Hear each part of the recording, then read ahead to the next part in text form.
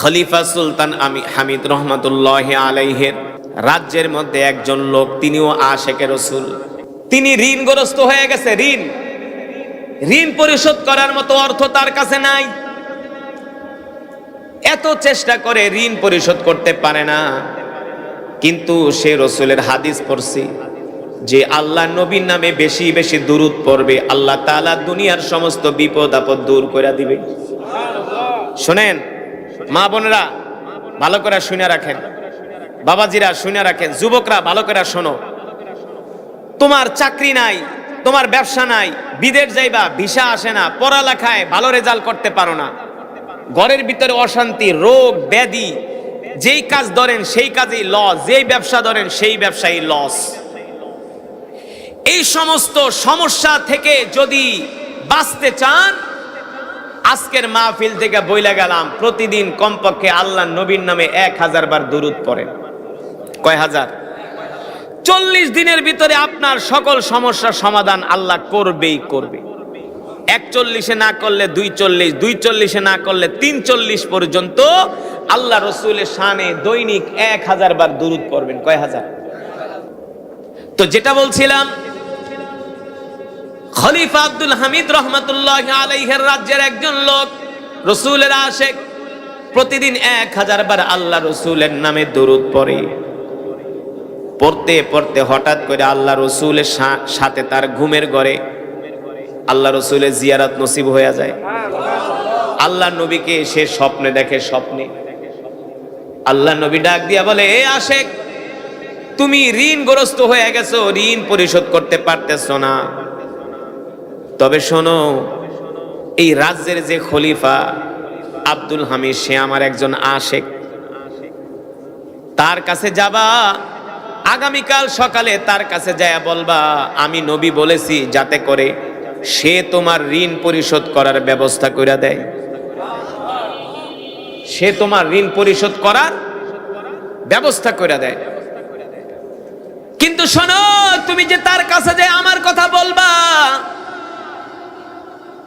তোমার কথার মধ্যে তার সন্দেহ থাকতে পারে, কিন্তু তুমি যে আমাকে সত্যি সত্যি স্বপ্ন দেখছো, এর একটা প্রমাণ আমি দিয়া দেই।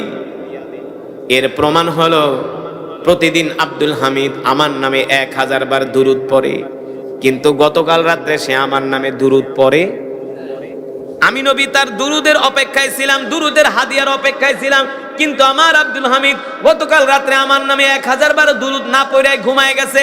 এই কথাটাও যায় বলবা যে আপনি নাকি প্রতিদিন আল্লাহ রসুলের শানে 1000 বার দুরূদ পড়েন, গতকাল রাতে দুরূদ পড়েন নাই। সুবহানাল্লাহ বলবেন না? এই কথা শোনার পরে ব্যক্তি সকালবেলা ফজরের নামাজ পড়ে খলিফার দরবারে গেছে। খলিফার রাজ দরবারের রাজ প্রহরীরা বলে, তুমি কেন আসছো? বলে, খলিফার সাথে দেখা করার জন্য। আরে যাও, তোমার মতো লোক খলিফার সাথে দেখা করবা, এটা কি চারটেখানি কথা নাকি?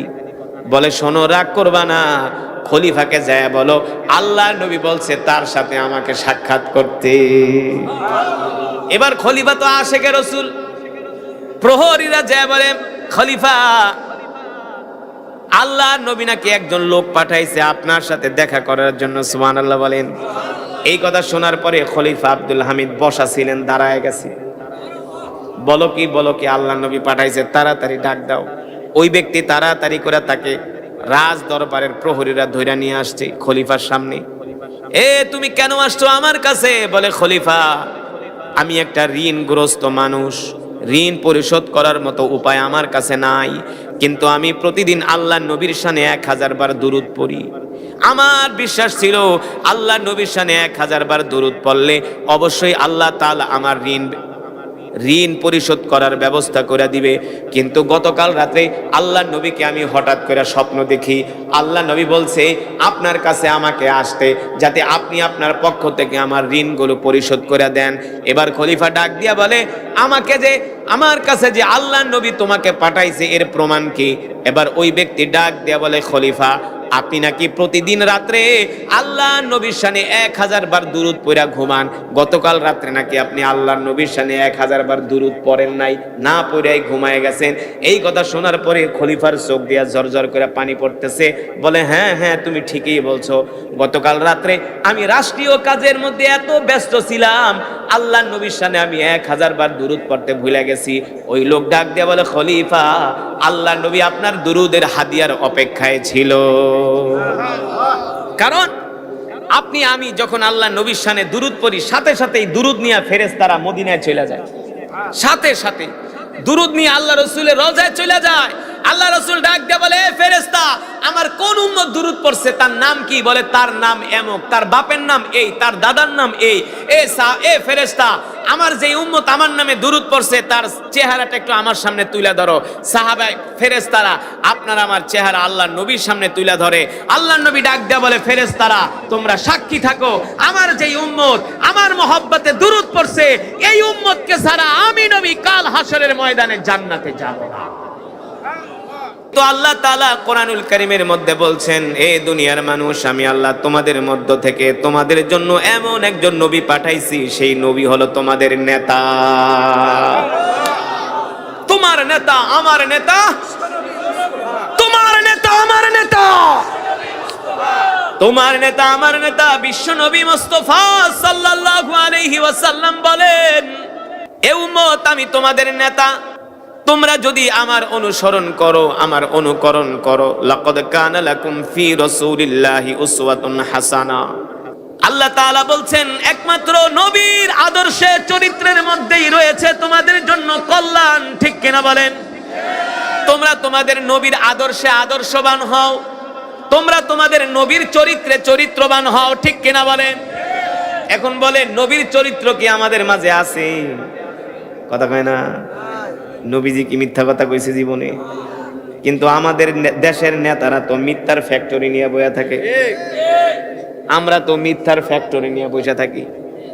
আল্লাহ রসুলের জবান দিয়া যাকে বকে স্লিপ অফ টান, কোনদিন আল্লাহ নবীর জবান দিয়া কোনো মিথ্যা কথা তো দূরের কথা, একটা অসার কথাও বের হয় নাই।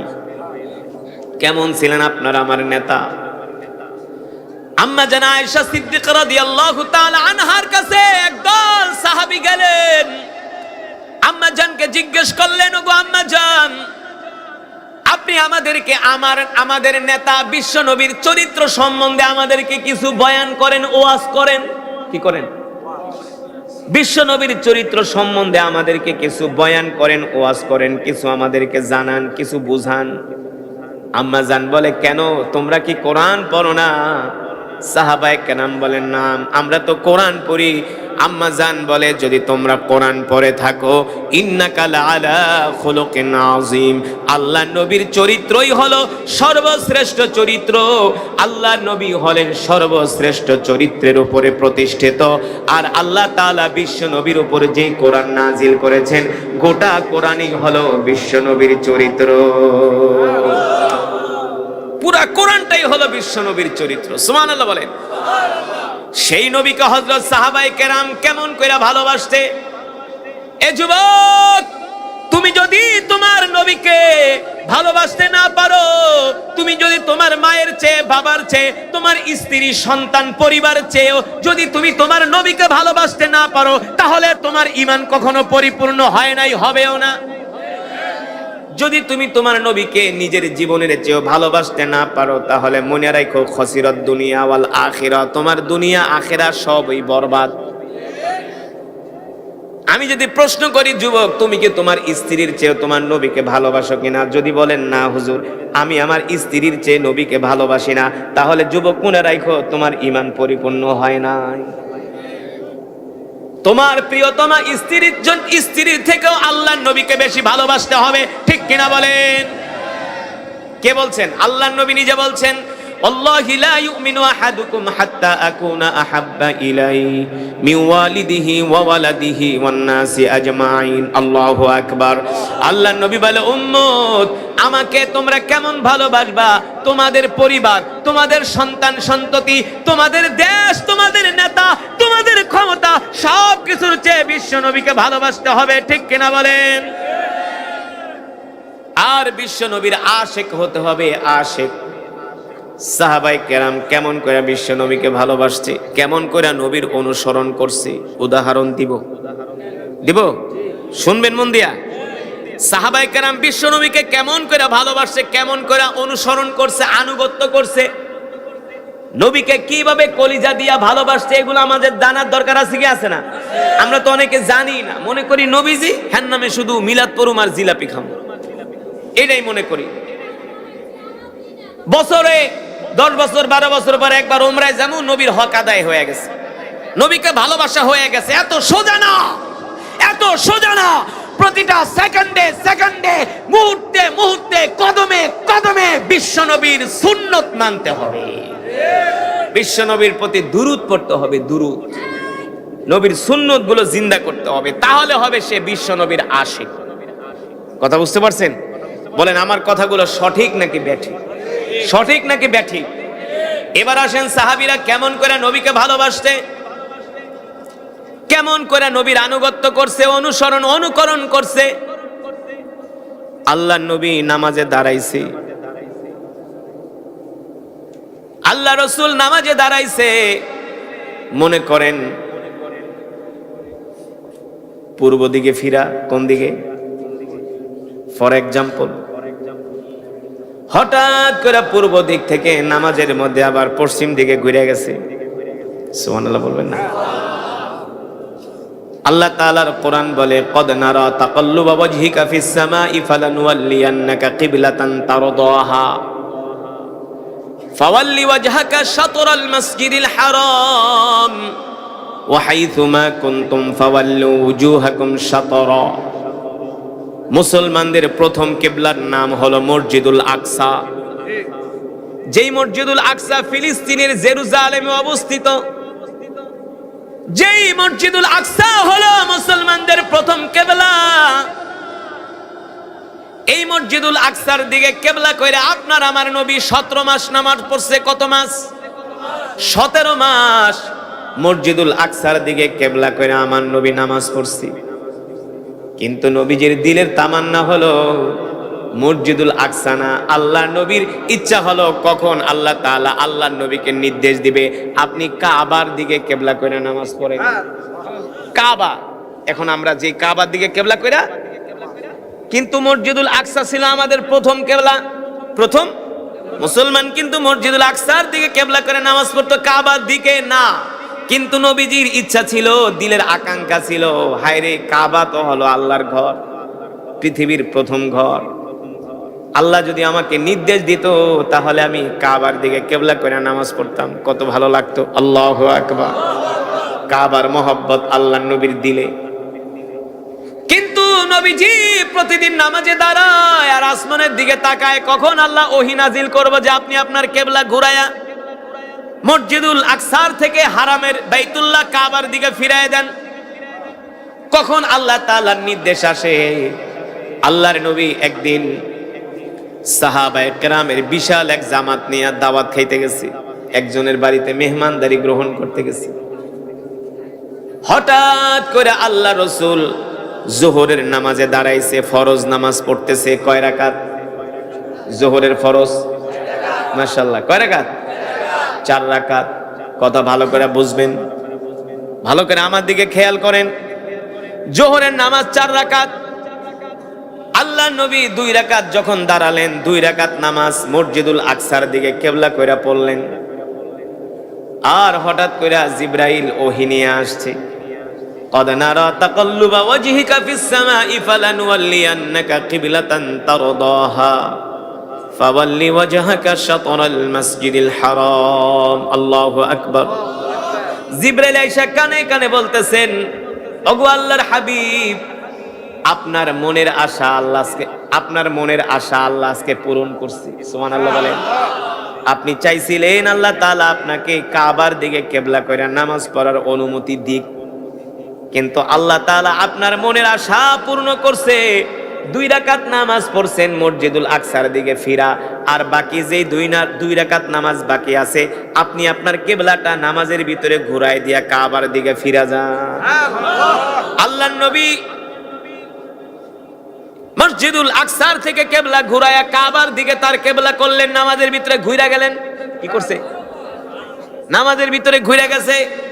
কিন্তু আল্লাহর নবীর পিছনে তো বিশাল এক সাহাবীর জামাত, বিশাল এক সাহাবীর জামাত, কারণ নবী তো ইমাম, তার পিছনে তো অনেক মুসল্লি, অনেক বড় বড় জলিল কদর সাহাবীরা।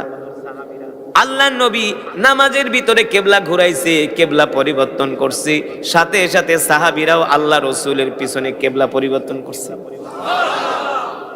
নামাজ শেষ হয়ে গেছে, দেখে সব সাহাবীরা বসে বসে তাসবিহ পড়তেছে। আল্লাহর নবী সাহাবীদের দিকে তাকায়া মুস্কি মুস্কি আয়েশা বলে, সাহাবীরা কেউ কোনো প্রশ্ন করে না। আমরা হইলে তো নামাজের ভিতরে লোকমা দিতাম যে, হুজুর আপনি কেবলা ঘুরান কেন? হ্যাঁ, আপনার মাথা মুথা খারাপ হয়ে গেছে নাকি?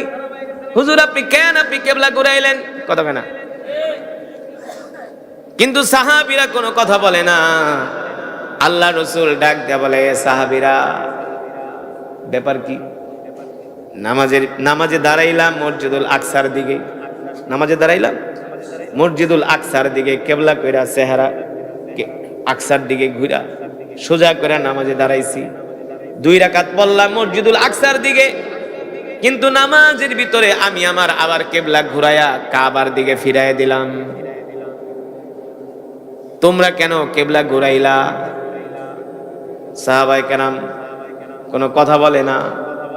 আমি তো কেবলা ঘুরাইছি, আমার কাছে ওহী আসছিল, জিবরাইল আইসা আমাকে বইলা দিতেছে, ওগো নবী 2 রাকাত নামাজ পড়ছেন মসজিদুল আকসার দিকে কেবলা কইরা, আর বাকি 2 রাকাত পড়েন কাবার দিকে কেবলা কইরা। আমার কাছে ওহী আসছে, এই কারণে আমি আমার কেবলা ঘুরাইছি, কেবলা পরিবর্তন করছি। কিন্তু তোমরা কেন কেবলা পরিবর্তন করলা? তোমাদের কাছে কি ওহী টহী আসছে নাকি? সুবহানাল্লাহ বলেন। সাহাবীদের কাছে কি ওহী আহে নাকি? কারণ সাহাবীরা তো আর নবী না, তিনি তো নবী।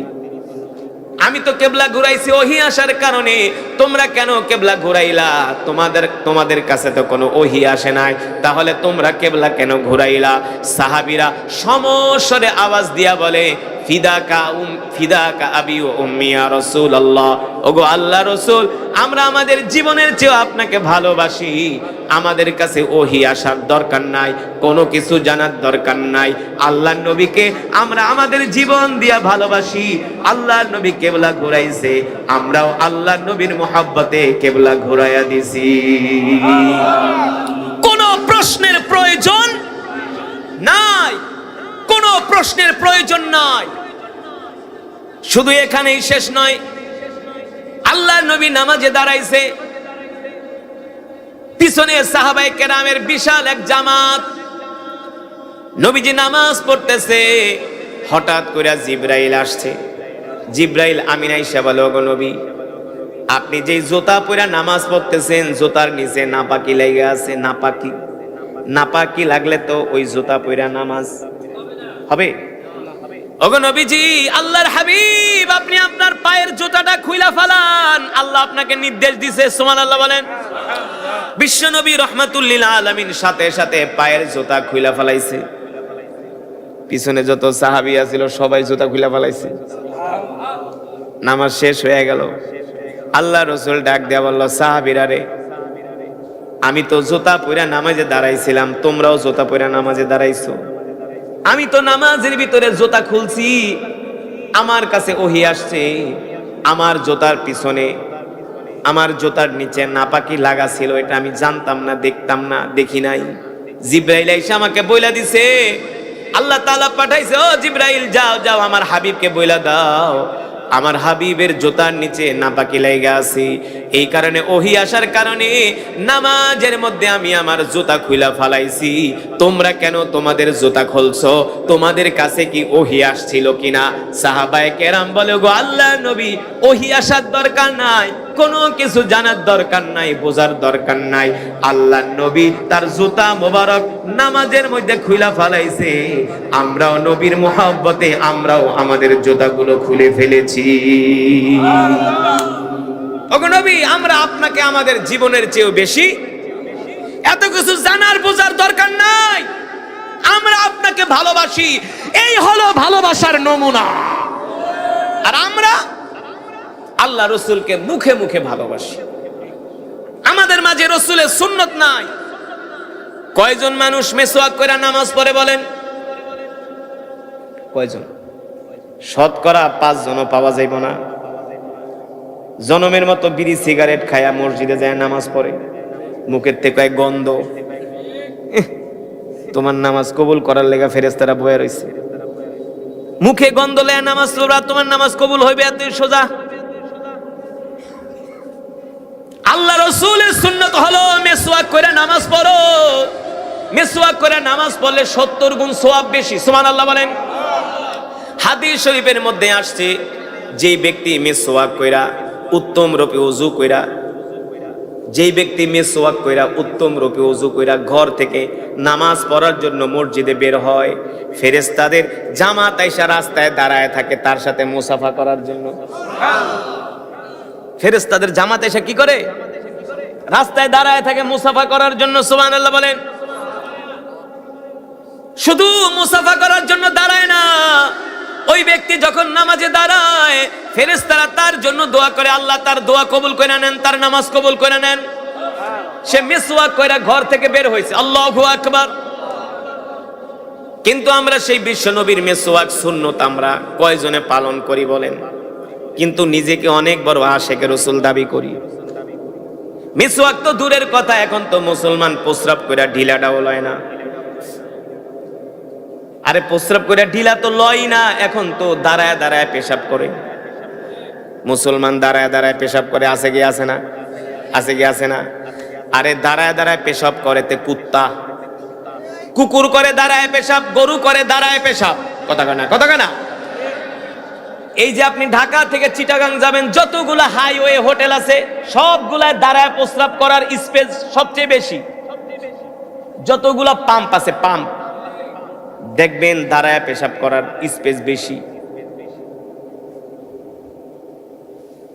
একটা হোটেলে গেলাম, চিটাগাংয়ে যাচ্ছি, একটা হোটেলের ভিতরে প্রায় 20টা প্রস্রাবখানা, 20টার ভিতরে 18টা হলো দাঁড়ায়া আর 2টা হলো বৈশা। যে 2টা বৈশা ওই জায়গায় অত্যাচার, ওই দাঁড়াইনারা যায় ওইখানে যায় ছাইরা দেয়, চেনটা খুইলাই ছাইরা দেয়। একটারে ধরছি পিছনে, এদিকে তোরা খারায়া মতন না পাটি, তোরা কি খারায় মতন না পাটি, তোগো লেগে 18টা দিচ্ছে, আর আমগো বসেন না পাটির লেগে 2টা দিচ্ছে। এইখানে তোরা দাঁড়ায় প্রসাব করস, ব্যাপার কি? হুজুর প্রস্রাব ধরে রাখতে পারি না। পারবা কেমনে? বর্তমান সায়েন্স ডাক্তাররা বলে যারা দাঁড়ায় পেশাব করে তাদের কিডনি খুব তাড়াতাড়ি বিকল হয়ে যায়। বিকল, যে দাঁড়ায় পেশাব করবে আর দাঁড়ায় পানি খাবে, ওর কিডনি 40 বছরের আগে ড্যামেজ হয়ে যাবে। ড্যামেজ। বাংলাদেশে এত কিডনি রোগী কেন? আপনি কিডনি হসপিটালে যান, কিডনির যে ডক্টর বিশেষজ্ঞ ওর চেম্বারে যান, দেখবেন ওই লোক রাত 2টা পর্যন্ত রোগী দেখে। এত রোগী, কিডনি শেষ, বয়স 20, 22, 25 বছর, 30 বছর, কিডনি শেষ, ড্যামেজ। কারণ কি? ওই দাঁড়ায় দাঁড়ায় প্রস্রাব করে, দাঁড়ায় দাঁড়ায় পানি খায়, গটগট করে এক বোতল নিয়ে খাইতে আছে গরুর মতো। অথচ আল্লাহ রসুল বলে তোমরা 3 ঢোকে পানি খাও। রসুল সব শিখায় গেছে, আল্লাহ নবী সব শিখায় গেছে যে তোমরা 3 ঢোকে পানি খাও, আস্তে আস্তে পানি খাও, বিসমিল্লাহ বলে পানি খাও। আর আমাদের বর্তমানে মুসলমান যুবকরা কি করে? পানির বোতল একটা নিয়ে মুখ কাটা খুললা গটগট করে খাওয়া শুরু করে। এতে করে এই পানি যে স্পিডে পেটে যায়, কিডনি পানিটাকে পরিশোধন করতে পারে না। কিডনি তো পানিটা তো সেকে আস্তে আস্তে করে আপনার পাকস্থলিতে যায়, পুরো বডিতে পানিটা অ্যাবজর্ব হয়, সার্কুলেশন করে। জোরে দিলে কিডনি পারে না, পানিটা সেকতে পারে না, ওই সময় কিডনির উপরে এফেক্ট পড়ে, এফেক্ট। এতে করে কিডনি নষ্ট হয়। আর দাঁড়ায় প্রস্রাব করলে কিডনির উপরে চাপ পড়ে, চাপ পড়লে কিডনি নষ্ট হয়ে যায়। আল্লাহ রসুল দেখেন সব আমাদেরকে শিখায় গেছে, কিন্তু আমরা দাঁড়ায় পেশাব করি। কয়জন মানুষ দস্তরখানা বিছায় ভাত খায়? কয়জন মানুষ নবীর তরিকায় খাবার খায়? আল্লাহ নবী বলছে 3 ভাগ খাও, 1 ভাগ খালি রাখো। আমরা তো বিয়ার অনুষ্ঠানে যে গরুর গোস্তের লেগা মারামারি লাগাই দিই, খাইতে পারবো না, 3 পিস লয় 10 পিস, 2-3 পিস খায়া বাকিটা ফালায় দেয়। আবার কিছু আছে কয় বিয়ার বাড়িতে আইছি আজকে এমন খাওন খামু, ওরে একেবারে শেষ করে দিয়া যাবো। কথা কয় না? কথা কয় না? বাজি লাগে, আজকে 2 কেজি খাইলাম, যা করে আল্লাহ খা। বলাই না দে, খাইতে থাক খাইতে থাক, খাইতে খাইতে খাইতে পেট এত বড় হয়ে যায়, পরে আর পেট লইয়া লড়তে পারে না। পেটুক বাবু আর পেট লইয়া লড়তে পারে না। লড়বি কেমনে? ওই যে জনমের খাওয়া খাইছস। আল্লাহর নবী বলে না না না উম্মত এইভাবে খাবা না, 3 ভাগ খাও, 1 ভাগ খালি রাখো, জীবনও তোমার কোনোদিন রোগ হবে না। ঠিক কিনা বলেন? যেই মানুষ বেশি বেশি খায় ওর বেশি বেশি রোগ, বেশি বেশি। যেই মানুষ পরিমিত খাবার খায়, আহার গ্রহণ করে, ওর রোগ নাই। আল্লাহ রসুল 1450 বছর আগে আমরা কিভাবে চলবো, কিভাবে বাঁচবো, সব গাইডলাইন আল্লাহ নবী আমাদের হাতে কলমে শিখায় গেছে। ঠিক কিনা বলেন? 1450 বছর আগে দরদ নবী আমাদেরকে যা শিখায় গেছে, বর্তমান ডাক্তাররা সেটাই বলতেছি। ঠিক কিনা বলেন? এই কারণে আল্লাহ তাআলা বলেন ওয়ামা আরসালনাকা ইল্লা রাহমাতাল লিল আলামিন। আল্লাহু আকবার। আল্লাহ তাআলা বলে দুনিয়ার মানুষ, আমি আল্লাহ তোমাদের জন্য যেই নবী পাঠাইছি, রাসূল পাঠাইছি, এই নবী হলো তোমাদের জন্য রহমত, তোমাদের জন্য বরকত। আল্লাহু আকবার বলেন। সেই নবীকে নিজের জীবনের চেয়েও ভালোবাসতে হবে, পরিবারের চেয়েও ভালোবাসতে হবে, নিজের দলের চেয়েও, নেতার চেয়েও, নেত্রীর চেয়েও, দেশের চেয়েও, সম্পদের চেয়েও, সব কিছুর চেয়ে আল্লাহর নবীকে ভালোবাসতে হবে। ওইভাবে যদি আমরা আল্লাহর নবীকে ভালোবাসতে পারি, তাহলে এই দুনিয়ার জমিন থেকে জান্নাতের সার্টিফিকেট নিয়ে কবরে যেতে পারবো। ঠিক কিনা বলে? ওসমানীয় সালতানাতের শেষ খলিফা নাম হলো আব্দুল হামিদ রহমাতুল্লাহি আলাইহি। খলিফা আব্দুল হামিদ, তিনি ছিলেন আশেকে রসুল। কেমন আশেকে রসুল ছিলেন? ওসমানীয় সালতানাতের শেষ খলিফা আব্দুল হামিদ। নাম কি? খলিফা আব্দুল হামিদ। বাদশাহ। এখন তো বর্তমানে যারা রাজা বাদশাহ, একটারও কোনো কথার ঠিক নাই, কমিটমেন্টের ঠিক নাই। কিন্তু মুসলমানদের খলিফা আব্দুল হামিদ রহমাতুল্লাহি আলাইহি কত বড় রসুলের আশেক ছিলেন, কতটা নবীকে ভালোবাসতেন। সব সময় আল্লাহ রসুলের শানে দুরূদ পড়তেন, কদমে কদমে আল্লাহ নবীর সুন্নত গুলো মেনে চলতেন। আল্লাহু আকবার। খলিফা সুলতান হামিদ রহমাতুল্লাহি আলাইহির রাজ্যের মধ্যে একজন লোক, তিনিও আশেকে রসুল। তিনি ঋণগ্রস্ত হয়ে গেছে। ঋণ পরিশোধ করার মতো অর্থ তার কাছে নাই। এত চেষ্টা করে ঋণ পরিশোধ করতে পারে না। কিন্তু সে রসুলের হাদিস পড়ছি যে আল্লাহ নবীর নামে বেশি বেশি দুরূদ পড়বে, আল্লাহ তাআলা দুনিয়ার সমস্ত বিপদ আপদ দূর করে দিবে। শুনেন মা বোনেরা, ভালো করে শুনে রাখেন, বাবাজিরা শুনে রাখেন, যুবকরা ভালো করে শোনো।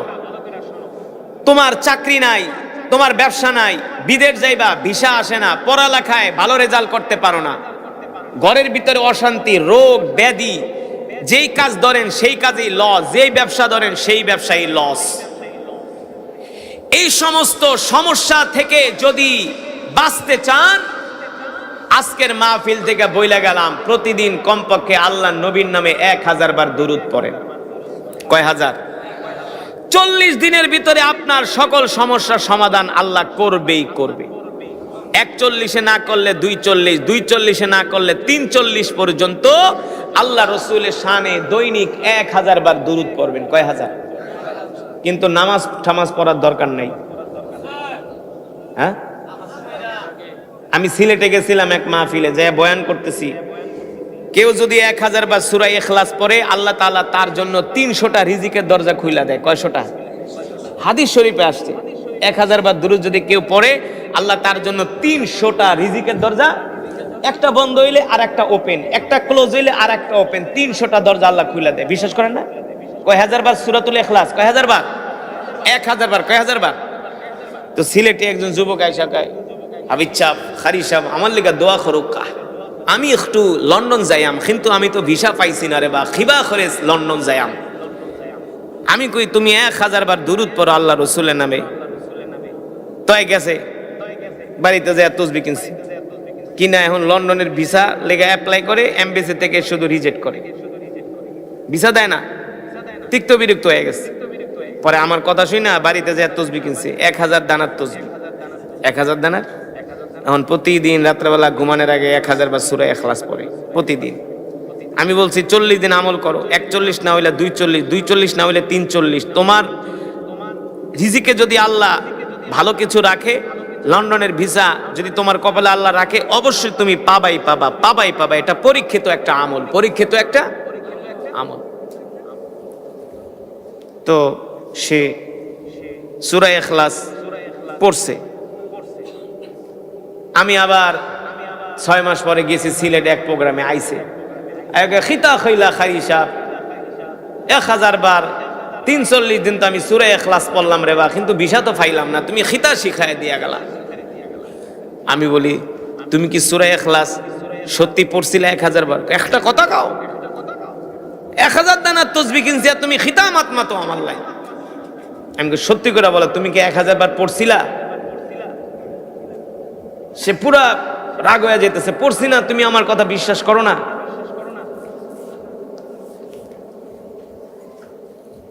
পরে আমি কই শোনো, তুমি 340 যদি 1000 বার সূরা ইখলাস পড়া থাকো, আসমানের মালিক তো তোমার একটা ফায়সালা করবেই করবে, এটা তো সন্দেহ থাকার কোনো কথা না। এখন তুমি যে 1000 বার সূরা ইখলাস পড়ছো, ঠিক আছে, প্রতিদিন রাত্রে নামাজটা কি ঠিক মতো পড়ছিলা? এখন পাশের থেকে চাস্তো বেকা হুজুর নামাজ কিন্তু ঠিক মতো পড়ে নাই, নামাজ পড়ে নাই। তা আপনি নামাজ না পড়ে সূরা ইখলাস পড়লে কোনো লাভ হবে? আগে নামাজ পড়তে হবে, আগে নামাজ পড়তে হবে। তবে দুরুদ এমন একটা আমল,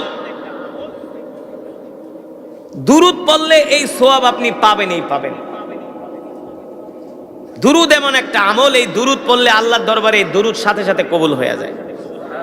একবার যদি আল্লাহ রাসূলের শানে দুরুদ পড়েন, সাথে সাথে আল্লাহ 10টা গুনাহ মাফ করে দেয়, আপনার 10টা মর্যাদা বাড়ায় দেয়, জান্নাতে যাওয়ার জন্য 10 কদম পথ আল্লাহ আগায় দেয়। যত বড় বিপদ আপদে থাকেন না কেন, আল্লাহ আপনার এই বিপদ দূর করে দেবে। ঋণগ্রস্ত আছেন, ঋণ পরিশোধ করার ব্যবস্থা আল্লাহ করে দেবে। তো যেটা বলছিলাম, খলিফা আব্দুল হামিদ রহমাতুল্লাহি আলাইহির রাজ্যের একজন লোক, রাসূলের আশিক, প্রতিদিন 1000 বার আল্লাহ রাসূলের নামে দরুদ পড়ে।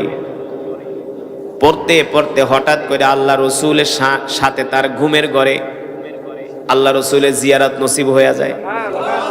আল্লাহ নবীকে সে স্বপ্নে দেখে। স্বপ্নে আল্লাহ নবী ডাক দিয়া বলে, এ আশিক, তুমি ঋণগ্রস্ত হয়ে গেছো, ঋণ পরিশোধ করতে পারতেছো না। তবে শোনো, এই রাজ্যের যে খলিফা আব্দুল হামিদ, সে আমার একজন আশিক, তার কাছে যাবা, আগামীকাল সকালে তার কাছে যায় বলবা আমি নবী বলেছি, যাতে করে সে তোমার ঋণ পরিশোধ করার ব্যবস্থা করে দেয়। সে তোমার ঋণ পরিশোধ করার ব্যবস্থা করে দেয়। কিন্তু শোনো, তুমি যে তার কাছে যে আমার কথা বলবা, তোমার কথার মধ্যে তার সন্দেহ থাকতে পারে, কিন্তু তুমি যে আমাকে সত্যি সত্যি স্বপ্ন দেখছো, এর একটা প্রমাণ আমি দিয়া দেই। এর প্রমাণ হলো, প্রতিদিন আব্দুল হামিদ আমার নামে 1000 বার দুরুদ পড়ে, কিন্তু গতকাল রাত্রে সে আমার নামে দুরুদ পড়ে। আমি নবী তার দুরুদের অপেক্ষায় ছিলাম, দুরুদের হাদিয়ার অপেক্ষায় ছিলাম, কিন্তু আমার আব্দুল হামিদ গতকাল রাত্রে আমার নামে 1000 বার দুরুদ না পড়ে ঘুমায় গেছে। এই কথাটাও যায় বলবা যে আপনি নাকি প্রতিদিন আল্লাহ রাসূলের শানে 1000 বার দুরুদ পড়েন, গতকাল রাতে দুরুদ পড়েন নাই। সুবহানাল্লাহ বলবেন না? এই কথা শোনার পরে ব্যক্তি সকালবেলা ফজরের নামাজ পড়ে খলিফার দরবারে গেছে। খলিফার রাজ দরবারের রাজ প্রহরীরা বলে, তুমি কেন আসছো? বলে, খলিফার সাথে দেখা করার জন্য। আরে যাও, তোমার মতো লোক খলিফার সাথে দেখা করবা, এটা কি 4টেখানি কথা নাকি? বলে, শোনো, রাগ করবা না, খলিফাকে যায় বলো আল্লাহ নবী বলছে তার সাথে আমাকে সাক্ষাৎ করতে। এবার খলিফা তো আশিকে রাসূল, প্রহরীরা যায় বলে, খলিফা, আল্লাহ নবী নাকি একজন লোক পাঠাইছে আপনার সাথে দেখা করার জন্য। সুবহানাল্লাহ বলেন। এই কথা শোনার পরে খলিফা আব্দুল হামিদ বসা ছিলেন, দাঁড়ায় গেছে। বলো কি আল্লাহ নবী পাঠাইছে, তাড়াতাড়ি ডাক দাও।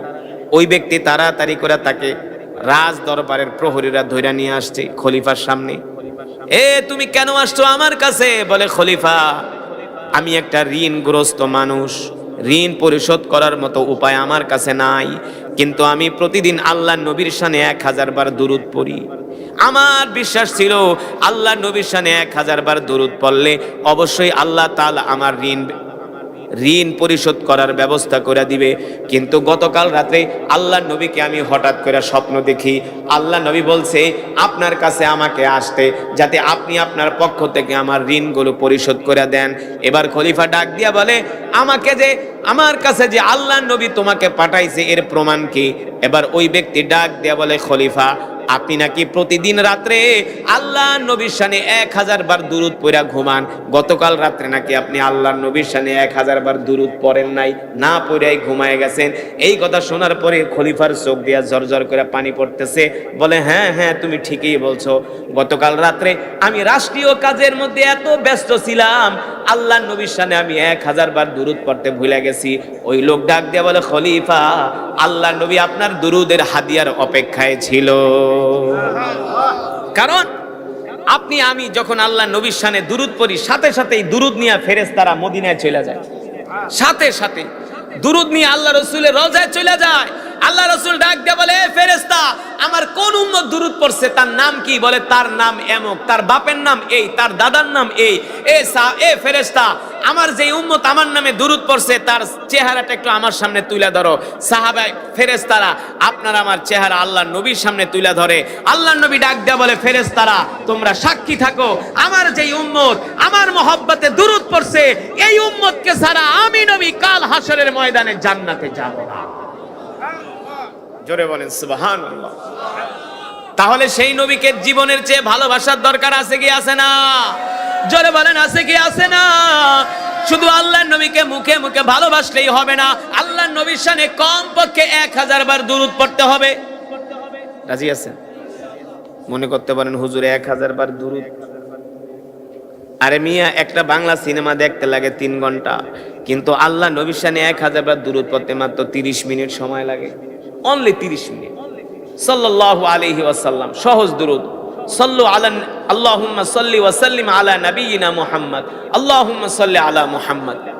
একবারে সহজ দুরূদ, সাল্লাল্লাহু আলাইহি ওয়াসাল্লাম। তাসবিহ নিয়ে 1000 বার দুরূদ পড়েন। ইন্তেকালের আগে আল্লাহ রাসূলের সাথে ঘুমের ঘরে আল্লাহ রাসূলের জিয়ারত নসিব হয়ে যাবে। ইন্তেকালের আগে আল্লাহ রাসূলকে স্বপ্ন দেখে মরতে পারবেন। মৃত্যুর সময় আপনার নাকের মধ্যে জান্নাতের সুঘ্রাণ চলে আসবে ইনশাআল্লাহ। তাহলে আল্লাহ নবীর শানে দুরূদ পড়বেন তো? আল্লাহ নবীর শানে শুধু দুরূদ নয়, দুরূদ তো পড়বেন, কদমে কদমে আল্লাহ রাসূলের সুন্নতগুলো মেনে চলবেন ইনশাআল্লাহ। আল্লাহ রাসূলের সুন্নত কি? আফসুস সালাম। এক মুসলমান আরেক মুসলমানকে বেশি বেশি করে আমরা সালাম দিব। কি করব? সালাম দিব। কারোর সাথে ঝগড়া করব না, মারামারি করব না, কাটাকাটি করব না, হানাহানি করব না, হিংসা বিদ্বেষ রাখব না, ভাই ভাই ঝগড়া করব না, ভাতিজা চাচার সাথে ঝগড়া করব না। এখন তো আমাদের পারিবারিক কলহ বেশি, ভাই ভাইয়ের সাথে কথা বলে না, আছে কি আছে না? বাবা সন্তানের সাথে কথা বলে না, সন্তান মার সাথে কথা বলে না, চাচাতো ভাই মারামারি, বংশে বংশের ভিতরে কোন্দল না। এগুলো আল্লাহ রাসূলের আদর্শ না, চরিত্র না। আমরা জীবনে যতদিন বাঁচবো আল্লাহ রাসূলের আদর্শ চরিত্র মেনে চলবো, 5 ওয়াক্ত নামাজ পড়বো, আল্লাহ রাসূলের সুন্নাত গুলো মেনে চলবো। রাজি আছেন ইনশাআল্লাহ? নামাজ কয় ওয়াক্ত পড়বেন? 5 ওয়াক্ত। আল্লাহ রাসূলের সুন্নাত মানবেন, 1000 বার দুরূদ পড়বেন। রাজি আছেন ইনশাআল্লাহ? কে কে 5 ওয়াক্ত নামাজ পড়বেন হাত উঠে আল্লাহকে দেখান, হাত সোজা করেন, বলেন আল্লাহ। আরো জোরে বলেন আল্লাহ। ওয়াদা করলাম আর কোনোদিন নামাজ ছেড়ে দিব না, রাসূলের সুন্নাত ছেড়ে দিব না। আল্লাহ আমাদের কবুল করে নেন। হাত নামা। নামাজ পড়বেন কয় ওয়াক্ত? ইনশাআল্লাহ। মনে থাকবে? আল্লাহ তাআলা সকলকে কবুল করুন। এই মাহফিল, এই মাজমাকে আল্লাহ তাআলা কিয়ামত পর্যন্ত কবুল করুন, বলি আমিন। প্রস্রাব করে ঢিলাগুলো ব্যবহার করবেন, মেসওয়াক করে নামাজ পড়বেন, মেসওয়াক করে দস্তরখানা বিছায়া ভাত খাবেন, দস্তরখানা বিছায়া। পানি যখন খাবেন ডান হাত দিয়া খাবেন, 3 ঢোকে খাবেন। এই সুন্নতগুলো মাইনা চলবেন। রাস্তা দিয়ে হাঁটবেন, ডান পাশ দিয়ে হাঁটবেন, ডান দিক দিয়ে হাঁটবেন। যাকে দেখবেন মুসলমান দেখলেই সালাম দিবেন। দেখবেন আপনার ঈমান দিন দিন বাড়তেই থাকবে। সুন্নত ছাড়া মুসলমানের কোনো কল্যাণ নাই, সুন্নত ছাড়া মুসলমানের কোনো শান্তি। এই কারণে আল্লাহ রসুলের সুন্নতগুলো আমরা মেনে চলবো ইনশা। আর আগামী 15 নভেম্বর শনিবার সোহরাওয়ার্দী উদ্যানে বাংলাদেশের সমস্ত উলামায়ে কেরামদের পক্ষ থেকে কাদিয়ানি বিরোধী একটা সমাবেশ হবে। এই বাংলাদেশে একটা সম্প্রদায় আছে কাদিয়ানি, ওরা হলো কাফের, ওরা আমার নবীজিকে শেষ নবী, ওরা নবী মানে গোলাম আহমদ কাদিয়ানি, যে হারামজাদা বাথরুমে পড়ে মরছে। যে হারামজাদা কই পড়ে মরছে? বাথরুমে। মির্জা গোলাম আহমদ কাদিয়ানি ওই বাথরুমে পড়ে মরছে। ওই আমার নবীকে শেষ নবী মানে না, কত বড় সাহস! কিন্তু পরিচয় দেয় মুসলমান। পাকিস্তানে কাদিয়ানীদেরকে অমুসলিম ঘোষণা করা হয়েছে, 10,000 মুসলমান জীবন দিছে। কয় হাজার? আমরাও বলি বাংলাদেশেও কাদিয়ানীদেরকে অমুসলিম ঘোষণা করার জন্য 10,000 না, আমরা 10 লাখ জীবন দিতে রাজি। রাজি না? রাজি না? যদি কোন রাজি না, তাইলে আপনি গরু খাওয়া মুসলমান, আপনার ঈমান নাই। এই ঈমান দিয়ে আপনি বেহেশতে যাইতে পারবেন না। আর যদি বলেন না, আল্লাহ রসুলের ইজ্জত রক্ষার্থে যে কোনো সময় যে কোনো মুহূর্তে জান মাল আল্লাহ রসুলের জন্য কোরবানি করে দিতে রাজি আছি, তাহলে আপনি ঈমানওয়ালা মুসলমান। ঠিক কিনা বলেন? আল্লাহ তাআলা এমন ঈমান আমাদের সকলকে দান করুন। এই মাহফিলকে কবুল করুন। তাজপুরের যুব সমাজ এই মাহফিলের আয়োজন করছে। আপনারা খুশি নাকি বেজার? আপনারা খুশি নাকি বেজার? আমি যে আপনাদের মাহফিলে আসছি, আপনারা খুশি নাকি বেজার? তাহলে জোরে বলি আলহামদুলিল্লাহ। আগামী বছর এই মাহফিল হোক, আপনারা চান? যদি চান তাহলে 1 জন 10 জনকে দাওয়াত দিয়ে নিয়ে আসবেন। আগামী বছরের মাহফিল সুন্দরভাবে আয়োজন করবেন। এলাকার যুব সমাজের সাথে থাকবেন, মাহফিল কমিটির সাথে থাকবেন, তাদেরকে সর্বাত্মক অর্থ দিয়া, সময় দিয়া, জান দিয়া, মাল দিয়া তাদেরকে সহযোগিতা করবেন। কোরআনের বয়ান শুনলে ঈমান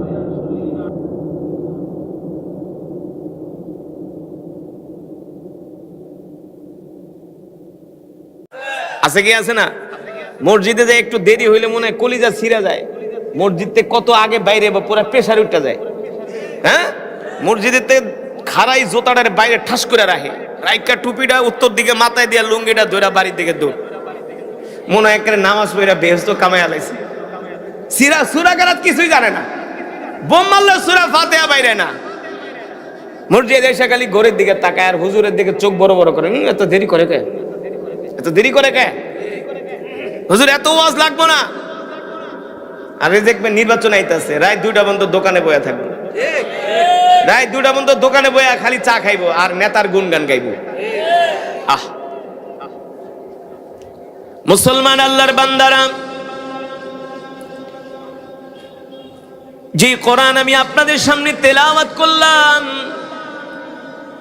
এই কোরআন হলো আল্লাহর জবানের কালাম। আল্লাহ তাআলা কোরআনুল কারীমের মধ্যে বলছেন, কুল ইন কুনতুম তুহিব্বুনাল্লাহ ফাত্তাবিউনি ইউহিব্বুকুমুল্লাহ ওয়া ইয়াগফির লাকুম যুনুবাকুম ওয়াল্লাহু গফুরুর রহিম। আল্লাহ তাআলা কোরআনুল কারীমের মধ্যে বলছেন, হে দুনিয়ার মানুষ, তোমরা যদি আল্লাহ তাআলাকে পাইতে চাও তাহলে সর্বপ্রথম তোমরা তোমাদের নবীকে ভালোবাসো। কাকে? জোরে বলেন, কাকে? নবীকে ভালোবাসো। তোমরা তোমাদের নবীর ইতাআত করো, আনুগত্য করো। তোমরা তোমাদের নবীকে নেতা মানো। নেতা নেতা এখনকার তো যারা নেতাগিরি করে একটাও ঠিক মতো নামাজ পড়ে না। হ্যাঁ, নামাজ পড়ে না, রোজা রাখে না, দিন নাই। বর্তমান নেতাদের রাত্রের চরিত্র যদি জনগণ দেখতো, জনগণ জানতো, তাইলে ওই নেতারা আর রাস্তা দিয়ে বের হইতে পারতো না। কথা কন, সঠিক নাকি ব্যাঠিক? এ যুবক, আমার কথা তোমাদের কাছে যদি খারাপ লাগে আমাকে ক্ষমা করে দিও, কিন্তু কোরআনের কথা তো আমাকে বলতেই হবে। এই পৃথিবীতে একমাত্র মুসলমানদের নেতা হলো বিশ্ব নবী মুস্তাফা সাল্লাল্লাহু